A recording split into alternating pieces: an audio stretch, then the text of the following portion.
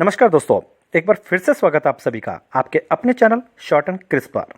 दोस्तों, आज की इस वीडियो में हम बैंक लॉकर्स की सेफ्टी के बारे में बात करेंगे कि जितना हम इन्हें सुरक्षित समझते हैं, क्या असल में ये इतने सुरक्षित होते हैं या नहीं।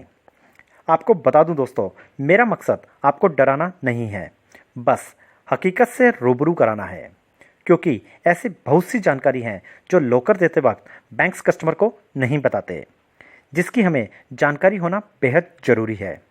क्योंकि अभी तक हम लोग यही मानते हैं कि बैंक में अगर चोरी, आग या दूसरे किसी कारण से लॉकर में रखे सामान को नुकसान पहुंचता है तो बैंक इसकी जिम्मेदारी लेता है, जो कि सही नहीं है।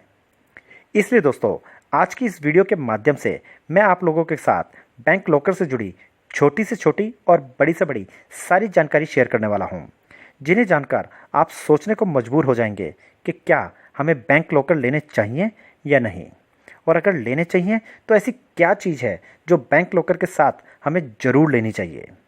बस आपसे एक गुजारिश है कि आप वीडियो को स्किप ना करें और पूरा देखें, क्योंकि आने वाले चंद मिनट आपके लिए बहुत महत्वपूर्ण होने वाले हैं। ऐसे में अगर आप इसको स्किप करेंगे तो हो सकता है आप कुछ महत्वपूर्ण जानकारी मिस कर दें। तो आइए अब शुरू करते हैं वीडियो को और जानते हैं कि बैंक लॉकर्स वाकई में कितने सुरक्षित होते हैं।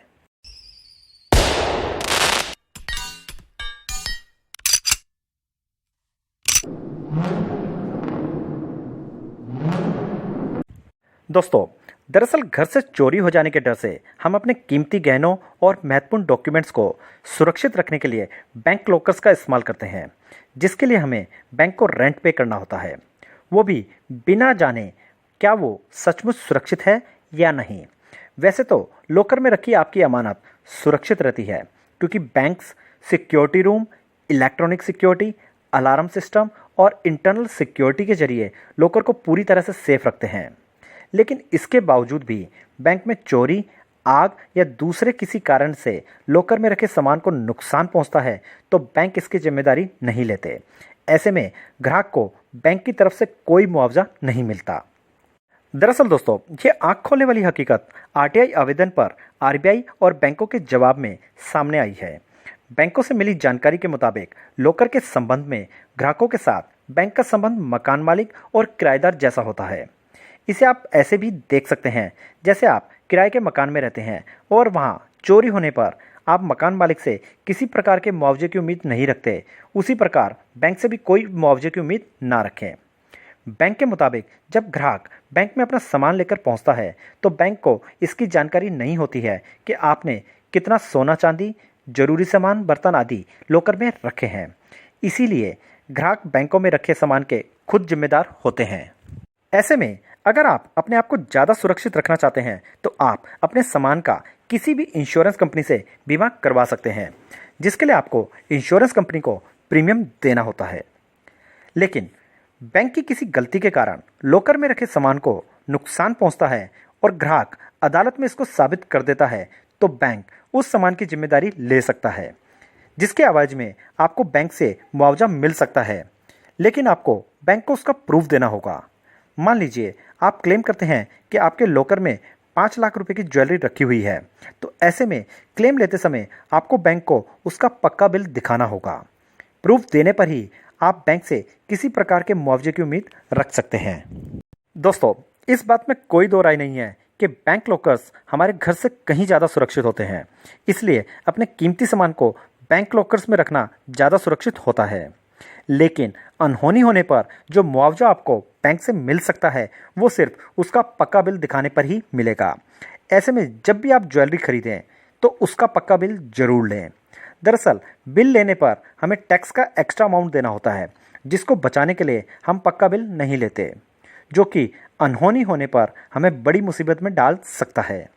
इसलिए अब से जब भी आप ज्वेलरी खरीदें तो उसका पक्का बिल जरूर लें और अपनी ज्वेलरी का इंश्योरेंस भी जरूर करवा कर रखें, ताकि किसी भी सूरत में आपका नुकसान होने पर आपको इंश्योरेंस कंपनी से क्लेम मिल जाए। इसके अलावा दोस्तों, बैंक के साथ साथ हमें खुद भी अपने लॉकर की सुरक्षा के लिए सतर्क रहने की ज़रूरत होती है। विशेषज्ञों की राय में पूरे सामान की डिटेल लिखकर उसकी एक कॉपी घर में और एक लॉकर में रखनी चाहिए। साथ ही लॉकर में रखे जाने वाले डॉक्यूमेंट्स को लैमिनेट करवा कर रखने चाहिए। अगर लॉकर में आपकी मूल्यवान चीज़ है तो सुनिश्चित कर लें कि बैंक में अलार्म सिस्टम, लोहे के दरवाजे वाले कमरे और सीसीटीवी के जरिए इलेक्ट्रॉनिक सर्विलेंस जैसी सुरक्षा के सभी उपाय उपलब्ध हों। आपने कितनी बार लॉकर खोला इसकी डिटेल भी रखें और वहां से निकलने से पहले सुनिश्चित कर लें कि आपने लॉकर को ठीक से बंद किया है या नहीं। और हो सके तो अपना लॉकर हमेशा किसी बैंक कर्मचारी के सामने ही खोलें और जब आप वहां से निकलें तो यह सुनिश्चित जरूर करें कि लॉकर को आपने ठीक से बंद किया है या नहीं। सबसे महत्वपूर्ण है लॉकर लेते समय बैंक के टर्म एंड कंडीशंस को ध्यान से पढ़ना। जानकारों का कहना है कि लॉकर को साल में कम से कम एक बार अवश्य खोलना चाहिए। आरबीआई ने बैंक को ये अधिकार दे रखा है कि हाई रिस्क वाले लॉकर अगर एक साल में नहीं खोले जाते हैं तो बैंक ताला तोड़कर लॉकर खोल सकता है और ग्राहक से लॉकर को हुए नुकसान की भरपाई भी कर सकता है। आपकी जानकारी के लिए बता दें, लॉकर्स की 3 कैटेगरी होती हैं, हाई रिस्क, मीडियम रिस्क और लो रिस्क, जो कि उनके साइज़ पर डिपेंड करता है। जितना बड़ा साइज़ उतना ही ज़्यादा रिस्क। आप अपनी ज़रूरत के अनुसार लॉकर चुन सकते हैं। वहीं बैंक लॉकर लेने के लिए आपकी उम्र 18 साल से अधिक होनी चाहिए। कुछ बैंक्स आपसे यहाँ सेविंग अकाउंट खोलने के लिए भी कह सकते हैं, लेकिन एज पर रूल आपको अकाउंट ओपन करवाने की ज़रूरत नहीं है। लॉकर फैसिलिटी जरूरी नहीं हर बैंक की हर ब्रांचेस में उपलब्ध हो, ये सिलेक्टेड ब्रांच में ही उपलब्ध होती हैं। लॉकर के लिए जमानत राशि और रेंट हर बैंक का अलग अलग होता है। समय पर भुगतान ना करने पर बैंक इस पर पेनल्टी लगाता है। लॉकर के लिए नॉमिनेशन या जॉइंट ओनरशिप अनिवार्य होता है। प्रत्येक लॉकर की 2 चाबियां होती हैं, जिसमें से एक बैंक के पास रहती है और दूसरी ग्राहक के पास। लॉकर खोलने के लिए दोनों चाबियां एक साथ इस्तेमाल की जाती हैं। दोस्तों, आशा करता हूं आपको बैंक लॉकर से जुड़ी सारी जानकारी अब मिल गई होगी। अगर फिर भी आपका कोई सवाल है तो आप मुझे कमेंट कर पूछ सकते हैं। मैं जल्द से जल्द आपको जवाब देने की कोशिश करूंगा। और दोस्तों, हो सके तो अपने रिश्तेदारों, जान पहचान वालों और दोस्तों के साथ ये जानकारी ज़रूर शेयर करें ताकि उन्हें भी इसकी पूरी जानकारी हो। वीडियो पसंद आई हो तो इसे लाइक ज़रूर करें और मेरे चैनल पर अगर नए हैं तो इसे अभी सब्सक्राइब करें। अब जल्द मिलूंगा आपसे अपनी अगली वीडियो में। तब तक के लिए सावधान रहिए, सुरक्षित रहिए। जय हिंद।